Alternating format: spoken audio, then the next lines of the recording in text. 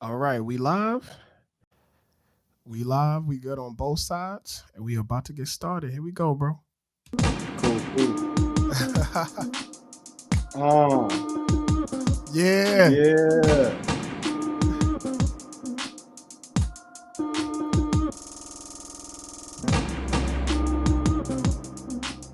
I like it. Good looks. What's going on, world? How y'all doing? Welcome to another installment of the pod with no name. I am your host, Tully Garrett. New name coming soon.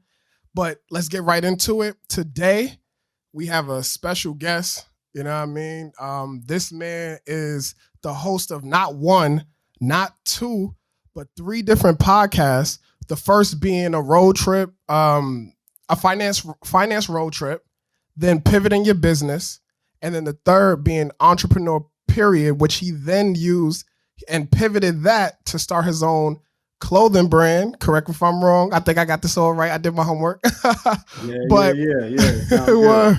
So yeah, man, I just wanted to give a special shout out and a thank you and introduce y'all to CJ, the smart guy. How you doing, bro? I'm doing good, man. How's everything going, man? Yeah, I had to put the fake clap so it ain't nobody here. Yeah. 2020. We got to make it happen. Yeah, everybody clap it up one time. Word. One more time. But yeah, man, I wanted to first thank you for taking the time to do this. He's all the way, he hails from LA, West Side LA, currently living in Houston, you know what I mean? So just wanted to say thank you. We had a conversation the other day and it was amazing. And we first met on Clubhouse, and basically like he was dropping dimes and I was like, yo, mad gems, mad knowledge. People that watch my videos, the few people that do, I appreciate y'all. Make sure to like, share, and subscribe. But I felt like this was an important conversation to be had. And so I just was like, yo, like, could we get on the podcast? And you was like, sure. And now you're here. So I just wanted to say thank you, bro, and allow you to just introduce yourself, plug yourself, and let's get this going, bro. Okay, yeah, man, I appreciate it. Yeah. My name is Charles J. Kelly, originally from California, like you said. Graduated from TSU, Texas Southern, down in Houston, Texas. Finance and accounting degrees. Yeah. My stage name is CJ the Smart Guy. Mm-hmm. So I'm on Twitter, I'm on Instagram, I'm on Spotify, Apple, podcasts. And I'm a certified public accountant, CPA, with a focus in cryptocurrency. Yes. A lot of multimillionaires coming into the space. Bitcoin's over 27,000. Lots of people have been asking lots of questions about the tax side of it. And, that's why I want to make sure I come up on the show so that, your followers can, be prepared for the changes in the tax codes when it comes to cryptocurrency and things like that. So word. So, yo, let's jump right into it. Like, how did you get started? Like, I was an accounting major in school, and then I realized, I was like, I don't know if this is going to be for me. So I pivoted and went into marketing. But, now I'm in IT consulting, but it was a little tough for me. Like, I wanted to be an auditor, and I didn't really like how things were being, like, how people received me. You know what I mean? And the curriculum was very difficult. You know what I mean? So I just want to know, like, how you got started. What made you decide to go into first deciding to get your CPA, but then second deciding to go into cryptocurrency with that? Yeah. So I had a really high SAT score in math. Yeah. And so I wound up getting a scholarship to Texas Southern University in Houston. I didn't even really realize that there were such thing as black colleges like that. Right. I didn't know. That's like in California, most black kids don't go to college. Mm-hmm. So that was like, oh wow, there's a black school and they play baseball there too. So came down to Houston. When I got there, they were like, what major do you want? I don't know nothing about majors. I'm just a kid from California who's just happy to not be involved in any craziness. And so they looked at my SAT score and they're like, oh wow, you're really good at math. So shout outs to Miss Weissel and Carter High School, because she was good. She helped me teach. She taught me a lot about math. Right. And so with my SAT score, they explained there's 4 basic business majors. You got management, you got marketing, you got accounting, and you got finance. Yeah. And so what she was saying was accounting is basically like the financial Bible. Like that's the blueprint for anything else business. And so I just chose. I was like, okay, cool, let's do it. I like money, I like numbers, so let's go. But just like you, I didn't like accounting at first. Yeah. Like I actually switched my major to finance. But then because of a prereq, I wound up double majoring. I just didn't want to graduate late, so I wanted to swag it out and be like, "Hey, I graduated 2 degrees." With both, right? Instead of being late, but it was a struggle. Yeah, I bet. My bad. Continue. But what happened was after I graduated, I got a job at the railroad, and it was in accounting.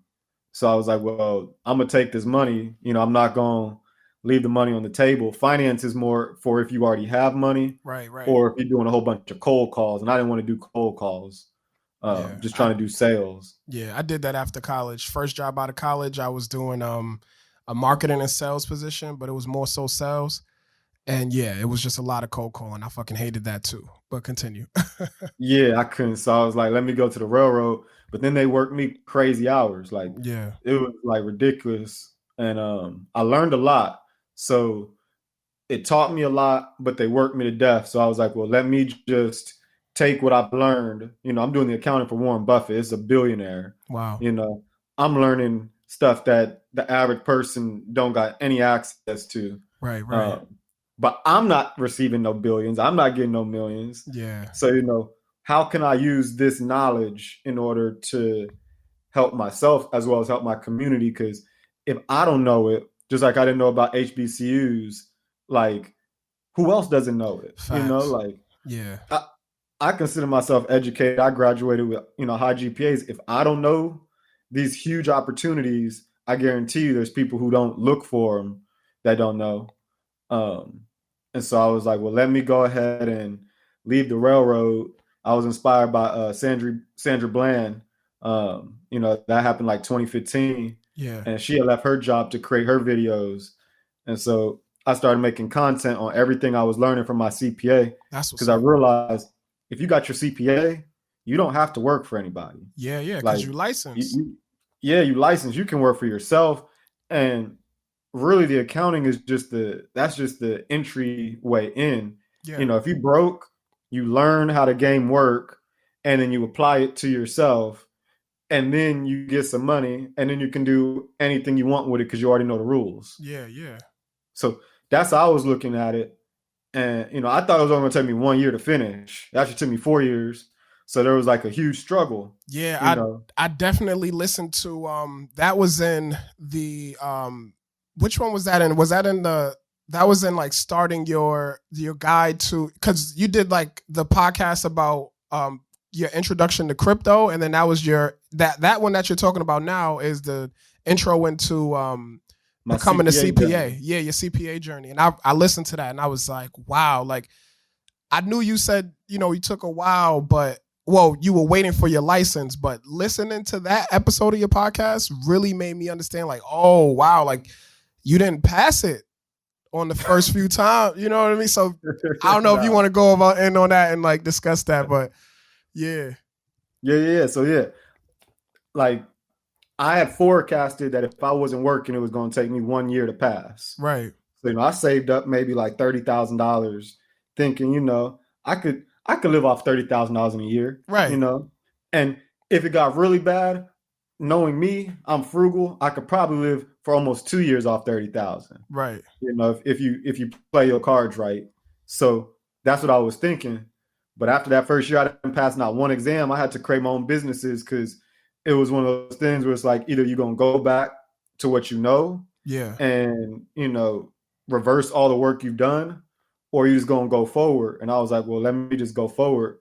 And 4 years later, June, 2020, I wound up getting my license.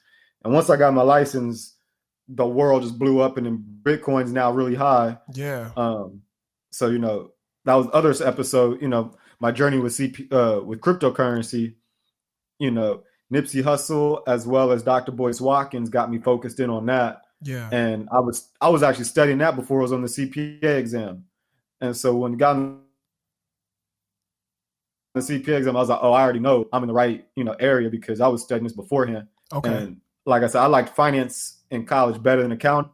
Well, I look at cryptocurrency as that finance side. Got So it. I use the accounting to bring the money in to pay my bills. And then cryptocurrency is really where my focus is at. Got it. Okay. So brief side note, I know this isn't about this isn't about crypto or CPA, but you also mentioned Nipsey. So being from West Side LA, how did you meet him? Like how did y'all cross paths? I know you mentioned that he was your mentor. So just quick side note on that for everybody so that they can hear about that story as well. Yeah. So I left California in 2008.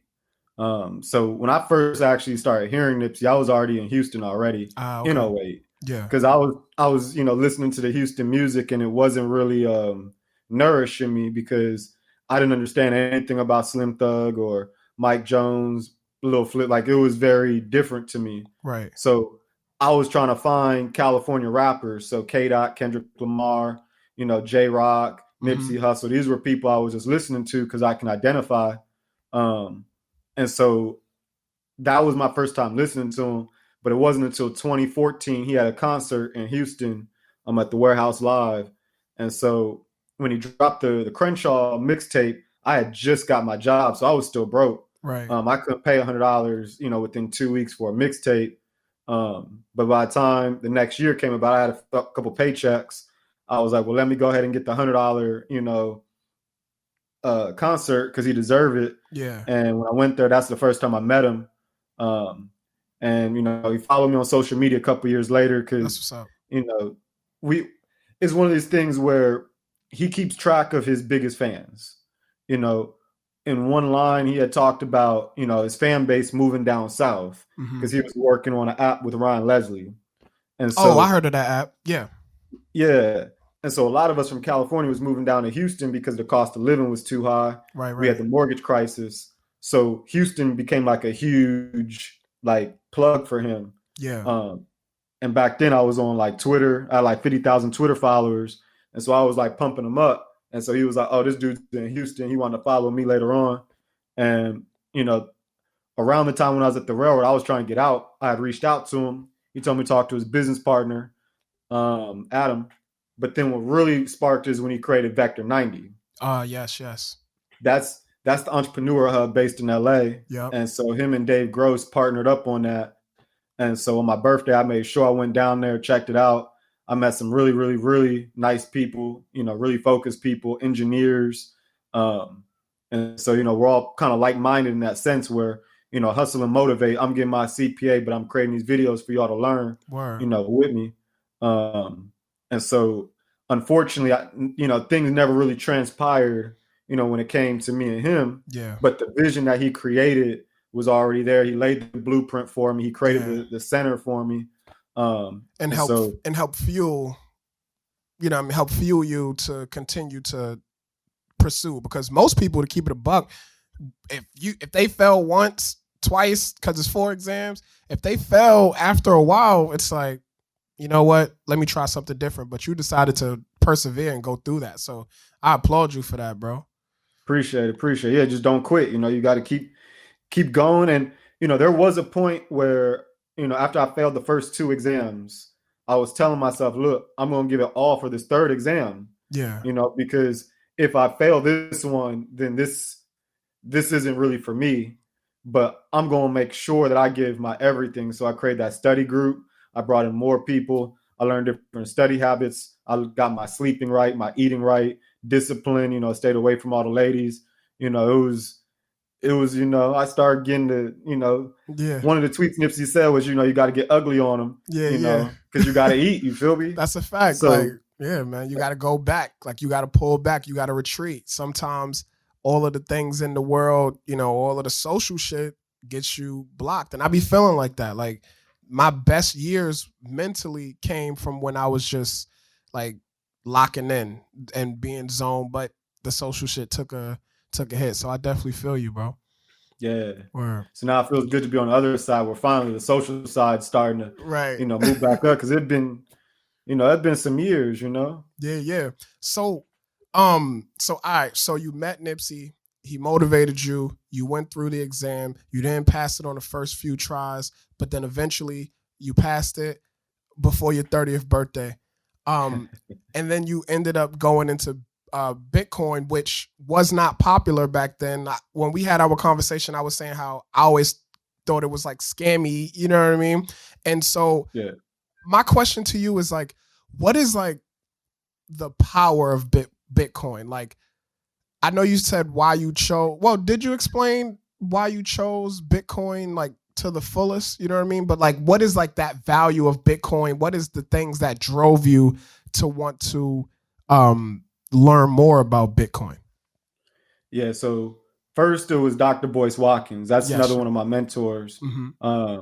He was talking about Bitcoin back in 2017 when there was like a huge, rise. I forget the exact numbers, but it went from like 1,000 to like 19,000 in like a year. Yeah. And in the finance world, we pay attention to that. And so he introduced me to a developer named Lamar Wilson, who had been in the space for many, many years. And so I was just listening to what he was saying. And then when Nipsey was talking about there's crypto-friendly cities in Amsterdam where you can use this Bitcoin, I started paying attention to it more. So that was like the original nuggets, because when two of your mentors, tell you, hey, look in this area, you look in that area if you smart, Right. Right. And so that's what I did. And then through that process, I realized that the power in it is that there's a max supply, a digital max supply that can keep track of how many are out there. Right. So, with the US dollar, we don't know really how many dollars are in circulation. Like the Fed prints money. There's money probably buried. There's probably money in the water. There's probably money everywhere burnt up. People got old money from like the 1920s that, is it still usable? We don't know. Like, what's the real value of a paper dollar if you keep printing it out? That has no gold backing. No gold There's standard. nothing backing it but the military. Right, exactly. So, I feel that. And the more you produce it, isn't that just inflation? The value goes down. So, yeah. Okay, so how many Bitcoins? You said there's 21 million Bitcoins ever to be created. Right now, each Bitcoin goes for like 27,000. It's crazy. But you don't have to buy a full Bitcoin. Like right. the way that Lamar Wilson, as well as like Isaiah Jackson, the author of Bitcoin in Black America, the way they say it is look at it, from a Satoshi level. A Satoshi is a fractional share of Bitcoin. Right. So the 100 million Satoshis to one Bitcoin. Yeah. Yeah. So that's how people could get into it if they didn't, because you said one Bitcoin costs $27,000. So if someone didn't have that, then they can just say, hey, let me buy as much money that I can, as much Bitcoin that I could afford in Satoshis, right? Correct. Got it. Okay. And so I have an episode on the Entrepreneur Podcast that talks about stack G, stack sats. Yeah. Sats meaning Satoshis. There's apps like the Fold app where every day you get to spin a wheel and they give you like sats. I get like 50 or 100 sats every day just by doing that. I do it on Lolly as well. Yeah. And so you just stack these sats, and right now it looks like, it's a couple pennies. Yeah. But just wait till a Satoshi equals 1 penny. And then, wow. Right now you could get like 1 million sats for like $270. Okay. So let a sat equal a penny, in the future, and see where your money's at. That's the way that I really want people to start looking at it, because there's only 21 million Bitcoins. Right. Like you got people like Michael Saylor who's dropping $1 billion worth of, to buy Bitcoin, Grayscale, 500,000, PayPal, Twitter, like they're buying Cash App, they're buying, bunches of Bitcoins, and chances are they're not going to be selling it. They're going to be, borrowing against it and giving out fiat money, like paper money. So to own your Bitcoin, in the future, that's just going to bring you power, because the value doesn't go down, the value goes up. The buying power for what you got with those sats is going to go up in the future versus down. Okay. And so like I live in DC, right? And I was talking to a friend about this stuff very briefly, but he was saying, "Yo, just go to the Bitcoin stand in like near the MGM in Maryland. It's not too far from where I live." And so I was like, "Oh, okay. I don't know where it's at." And okay, I go to the stand and put money in it like an ATM, I'm assuming. But I wanted to ask you, is there any other ways that people could go about getting Bitcoin? How do you get Bitcoin? What is your best recommendations for it?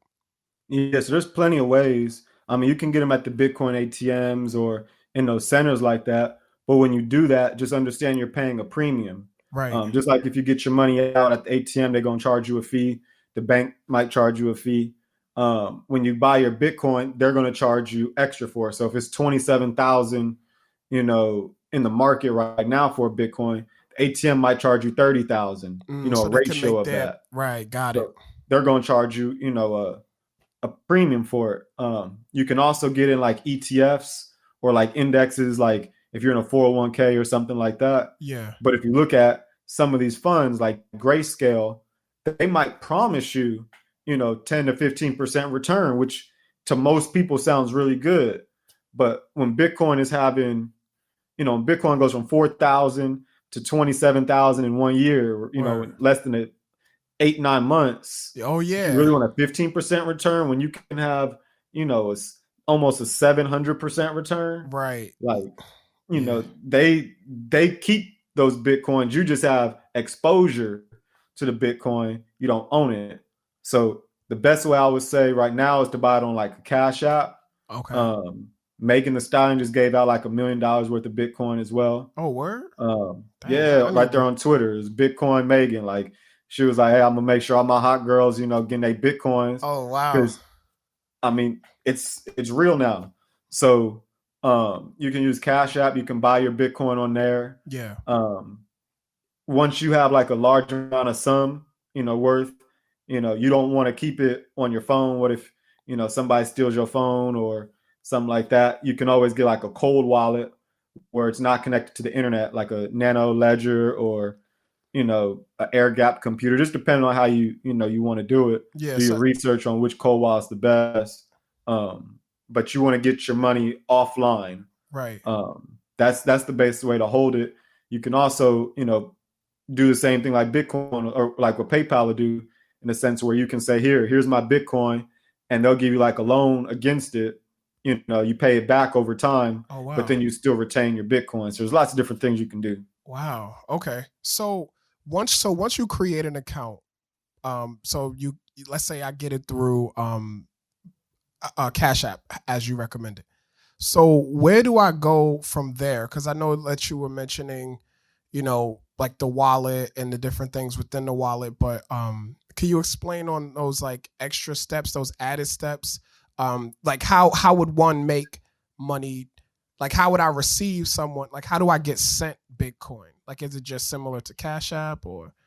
Yeah, so you're gonna have what we call a public wallet, public key. Yep. It's like a lot of digits. It's just a lot of numbers and letters combined as code. But that's essentially your public wallet. Anybody that has access to your public wallet can send you money. Okay. So it's okay to share your public wallet. That's how you receive it. So say if you wanted to send me some Bitcoin, I would say, okay, send it to this, Bitcoin wallet address. Right. And then you would go and you would hit send. You would paste that wallet address, and then within like 30 minutes, I didn't receive the Bitcoin. Okay. That's the easiest way to do it. Then if you want to move it to like a cold wallet, then you can hit like withdraw your Bitcoin, and you'll use your cold wallet's public key. Yeah. You have your public key, you have your private. Your private, you don't give that to anybody. Okay. I think right here is like actually a good point for us to take a quick break. So we're gonna take a quick break, and then we're gonna be right back. Okay. All right. Cool. Sounds good. All right, bet. We live again. All right, we back. That was spooky, bro. I was like, yo, that timer that was coming down, I was like, oh, this shit about to blow up. But nah, so you was talking about the wallets. So you said you have your public key, and that's what you give to people, and then you have your private key, and you should never give that to people. Correct, because if somebody got your private key and your public key, they could essentially take all your money digitally. They don't even need to have your actual physical wallet. You know, if they know what they're doing, they can. You don't give your private key to nobody. Right. Damn. Okay. Shit. And so you could just send it. And so if like the property, not the property, if the value went up from 4,000 in April to like you said 27,000 now. Yeah. And you want to take that out, I'm assuming it's like taxes, right? Like, for sure. Right. Cause Yeah. So in crypto, when you buy Bitcoin, that's not taxable. If the value is increasing, but you're keeping in Cash App, you're not exchanging it, that's not taxable. Right. But the second you buy US dollars with Bitcoin or any cryptocurrency, that's taxable. And if you held it for less than a year, just consider it as income like you would your job. Oh, okay. That's good to know. Yeah. If you held it for longer than a year, then it's considered a capital gain. So then you're taxed at a lower percentage if it's capital. Okay. And like in regards to capital gains tax, the longer you hold it, is it the less you tax, or is it just after 1 year? Yeah. Okay. It's after 1 year, and then the percentage of your capital gains tax going to be based off of your income. So if you make a certain dollar amount or below, you actually don't pay capital gains tax. Okay. So it's good to hire a CPA just to make sure that you tax plan accordingly, so that you don't owe Uncle Sam a whole bunch of money. Tax avoidance is good. Right. That's tax planning, trying to make sure you pay as least amount of taxes possible, because the tax code is just an incentive system. Yeah. Where they want you to invest into properties, so they'll give you some tax breaks for it. They want you to invest into yourself, so they'll give business credits and stuff like that for you. They want you to invest into energy efficient cars, so they'll give you tax credit. The tax code is an incentive system. So when you have all that money, instead of you giving Uncle Sam all your money, you say, okay, well, we'll help you out government, and we'll help you with your incentives. And so from a individual's perspective, you can strategically position yourself to take care of both Uncle Sam in the incentive perspective and yourself, to where you're not paying a whole bunch in taxes. Right. And so that's like the power of having a CPA, is you get to know the rules, because the rules change every year. So just because you knew in 2016, that means you don't know anything in 2020, because it's all different now. Yeah. And when we was talking about that, I was like, yo, in the future, I'm absolutely going to need you, because right now I got a slight hold of it. But as time goes by, like you mentioned, I'm not going to know. I don't keep up with the tax code. I watch YouTube and get stuff from there. So that's not the best way to go about it, even though I have a minor in accounting, but it's still not enough. You know what I mean? So it's good to have a good understanding of it, but to try to keep up with it, leave that to the professionals. Like, facts. One of the things I learned in corporate America is that the general directors, the directors, anybody above that, AVPs, VPs, they all have a CPA on retainer, and they all have a lawyer on retainer. Right. So if you have a lawyer as well as you have a CPA, it helps your money go further, and it also helps you if there's a situation you're not having to fork out a whole bunch of money at one time. Right. As well as certain situations you have access to what is the actual law, because laws change all the time. Facts. So when I worked for the railroad, it taught me that most of these people, they have CPAs and lawyers on retainer. And when I found out that less than 1% of CPAs are Black, it really, helped me understand, this is why Black people don't necessarily know about what a CPA is, because there's less than 1% of us are in this position. Right. So I sound crazy to the average Black person. Right. Like, what you mean I got to report my taxes on my Bitcoin? Yeah. And it's like, bro, like, there's levels to finance. I made a video a long time ago about that, where it was like, there's 4 different levels. If you're receiving an earned income credit, you at the bottom of the levels. Right. Yeah. if you're in the working class making like 50, 60,000, even like to 400,000, you're considered just middle class. Right. You probably pay an enormous amount of taxes.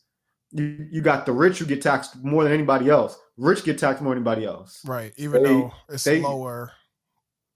Yeah. Well, then you got the wealthy. Now the wealthy pay less than the rich and the middle class. Okay, that's who I was referring to. Got it. Yeah. Those are the ones that live off dividends and they live off interest and they live off capital gains. And, President Trump, he had a $1 salary.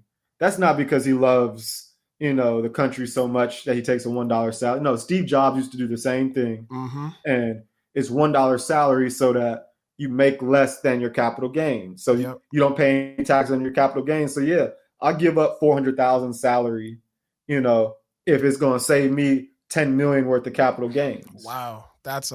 Okay. So that's how it works. I didn't know. Okay. Wow. Yeah.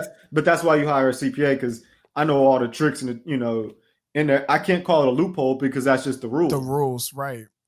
It's a strategy. Yeah. But when they get, we got to close all the loopholes. Well, to be honest with you, Trump closed almost every loophole until COVID-19 happened. And then every loophole, they're everywhere now. Right. Okay. So in regards to, cause you know how people were saying how you can create your own, it's like a myth. Like you can create your own Bitcoin, you can create your own currency, and it just sounds spooky to me. So I wanted to ask you, because you're the professional, is that true?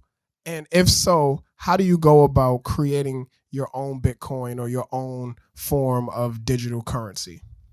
Yeah, so technically a cryptocurrency means that you have your own native blockchain. Mm-hmm. The blockchain is the technology behind your currency. So like consensus, how are the transactions, perform, because it's not it's not centralized. So you got to have the technology to where different nodes can communicate with each other. So if you want to have your own cryptocurrency, you want to have your own native blockchain, as well as you want to have a token that has a monetary value associated with that blockchain. Gotcha. So that's kind of difficult to create your own cryptocurrency, but then it's not difficult to create your own token. That actually takes a matter of minutes to do. You can use another blockchain, like you can use the Ethereum blockchain or the Tronix blockchain or the, just different blockchains that allow you to create your own currency. I know Akon, he has his own cryptocurrency called Acoin, AKN, and it's just a token based off of the Stellar blockchain. Gotcha. Okay. So Binance token, that's based off of, I believe, an Ethereum blockchain. So you can have your own token that has value, but it's going to be based off of another blockchain. That would be considered just a token versus your own cryptocurrency. So there's slight difference in the terminologies. Right. Yeah. When I was trying to put it in layman's terms, I failed. So I'm not going to do it. I'm just going to let that be that.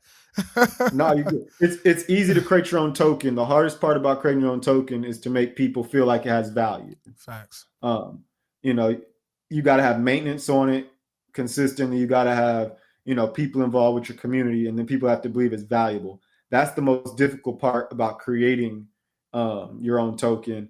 And if you got your own cryptocurrency, then you got your own blockchain, then you got to make sure you have developers and software engineers who really know what they're doing. Right. Okay.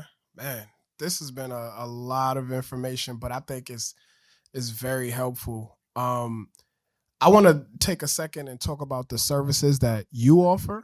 You know what I mean? Because one thing that I was wondering was, do you just work B2B or is it like B2C? Like how does that work? Yeah, so there's 5 main services that I perform. Mm-hmm. I do bookkeeping for like small businesses. I do small business taxes, like business taxes. I do personal taxes as well. Sometimes those, interlock, like if you got, flow through companies. Then I do consulting on the business side. So I might be able to create a business model for you to increase your wealth. Then I also have, my finance consulting, which is mostly in the cryptocurrency, stock, bonds, but cryptocurrency is my focus across the entire thing. Whether, like, if you just ask me about finances, I'm going to tell you, make sure you put a percentage of it into cryptocurrency, specifically Bitcoin. I do like to diversify some of my tokens, but Bitcoin is the one that the multi-millionaires and the billionaires are putting it into. Right.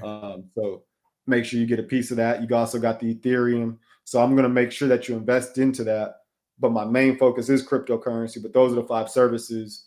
The way I normally operate is you can catch me on Clubhouse. Yep. It's the app now. And I normally be on the Black Bitcoin Billionaires Club. That's hosted by Lamar Wilson as well as Isaiah Jackson. And I'll go in there and I'll just be a resource in terms of the CPA realm, right, and the finance. And so if you guys ever want, like, free consultations, that's the best way to catch me on it. Because outside of that, it's almost tax season. Yeah. This is the time where I got to eat myself. Facts. I've been studying this stuff for many years, and, time is money. And if you are making money without working, well, best believe I was working to create that value for you. That's a fact. So anything outside of Clubhouse or the content I create, like this video or anything, then that's a consultation that gets paid for. Right. No, I totally get it. And if I definitely have questions, I'm definitely going to reach out. Eventually, once I get my stuff right, I'm definitely going to hire you. But before we go, I wanted to ask you, like, what do you think, like, what are some, like, parting ways or some parting advice that you can give a young aspiring CPA or someone that's just looking to go into cryptocurrency? So for both. Yeah, completely different. You feel me? Those 2 complete different routes. Right. If you're trying to get into being a CPA, first off, I want to make sure that you're disciplined. That was my hardest piece. In college, I was partying a lot. Like, that was like, hey, I'm in college. Yeah, you in Houston. I enjoyed myself. Man, you in Houston? Yeah, H-Town, you know what I'm talking about? Like, yeah, you feel me? Houston was TSU. It go, Yeah, like, I enjoyed myself. There's some beautiful ladies out here. Word. My lady, my girlfriend now, she graduated from TSU. So, back then I was partying, right. But then I went to corporate America and it became like a corporate phenom. Because it's like, this is the token Black guy at our company. He's young, he's athletic. I had all the attention. I didn't always like that type of attention. Right. But, I definitely had it. And then I went to being like a secluse. Like, all of a sudden, there is no, text messages coming to you, hey, there's a party, hey, let's drink. None of that. And that can really, like, affect your self-esteem for a second, because it's like, I'm used to being a man. Right. Now I can't go to the party because I'm studying, and then they don't even believe you, because it's like, yeah, right, you're probably going to another party. I'm studying. So that discipline, you got to really find your inner self. If you can do that, I don't think the actual exam is too hard, outside of just really, dedicating your entire life to it. That to me was the hardest piece to it. Right. Because I enjoyed going to happy hour, but if you're studying, you can't study with a hangover. Yeah. No. Like, you can't study if you don't get enough sleep. You can't study if you're eating candy. You can't, you got to really focus your entire mind, body, because you got to pass all 4 exams within an 18-month period. Fact. Yes. So, if it take you 19 months, that means you got to retake the first one, and the tests change every few months. So what you studied before ain't what you're going to study the next time. Damn. Yeah. And they're continuously evolving the test. Now that COVID's here, it's another process, So if you want to be a CPA, just be willing to sacrifice your entire social life, your entire financial life, be willing to eat dirt for a while. Yeah, because you said you was on, like, your last few pennies before your actual, like, certificate came. Yeah, because I had passed in February 2019. Right. And so that was during tax season. So I made a couple of dollars during that tax season, but I was expecting my license to come in 2019. License, I had a couple delays, some things I couldn't control, some things that weren't even, the Secretary of State's fault. Things just happened that got it delayed to where it should have happened in January 2020, February 2020. Right. But when COVID happened, it got pushed all the way back to June. Damn. So my entire tax season, I was supposed to be eating, because it was supposed to be my first year with a CPA. That's supposed to be a marketing strategy. Right. I'm supposed to have my EFIN number. Things aren't going right. My car broke down. My 2 roommates' car broke down. Damn. Bitcoin was down. Crypto stocks were down. It was bad. But then, when the stock market crashed and crypto crashed, everybody started hitting me up. It was like, hey, your videos, you've been talking about this is a good investment now that it's down. Right. My 401k dropped. I need some help. You seem like the expert. And so it was like, well, everything I was learning, I put out there, but I didn't have anything. Yeah. Wow. Like, I had none of it. So it was like, wow. So I created my podcast called Pivoting Your Business, where I was explaining how my business was completely decentralized. I use social media as my marketing tool. I use podcasts as my marketing tool. I work mainly from my phone, my computer. I can use, personal hotspot to connect to my computer to make sure, the internet's right. I work from the beach a lot of times. I can work, atop of mountains. I can go nature walking. Like, I can integrate, work into my everyday life, and it brings me peace on the inside. But it wasn't until COVID happened that financially it started benefiting me. Right. And ever since COVID happened, ever sinst March and June, really.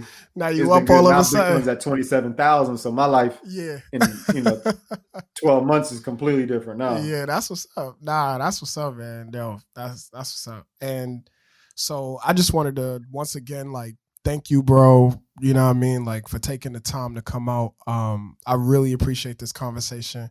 I think that it's beneficial for us to really learn these type of things, and I'm gonna look to keep trying to bring different stuff like this to the platform. You know what I mean? Once again, I wanted to thank CJ, the smart guy. You can find him on all socials. Do you want to plug the specific ones? I know we're gonna put them in the captions and everything, but just want you to plug those in too. Yeah. So on Instagram and Twitter, as well as Clubhouse, I'm most active on Clubhouse. Every morning on Mondays. It's the Black Bitcoin Billionaires Club, and I'll be on there as a reference and as a resource for taxes. So CJ the Smart Guy on Clubhouse, Instagram, Twitter. Reach out to me, as well as check out my podcast. US said, what would I tell somebody who's looking to get into cryptocurrency?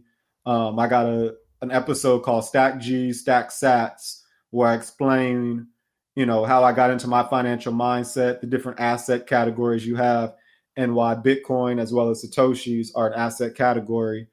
I think that's a good way just to, get people's mindset going the right way and accepting that crypto is just another asset like land or property or guns. It brings you value over time. And so follow me on all those different social media websites. And I'm here, Certified public accountant. Took a long time, man. It feels good to be here. That's what's up, man. Congrats once again for that. And thank y'all. Please check this guy out. Once again, I want to thank y'all for watching this installment of the Pod with No Name. Every episode I'm saying new name coming soon. I don't know when the name is going to come. Maybe you can help me with that too, because I don't know.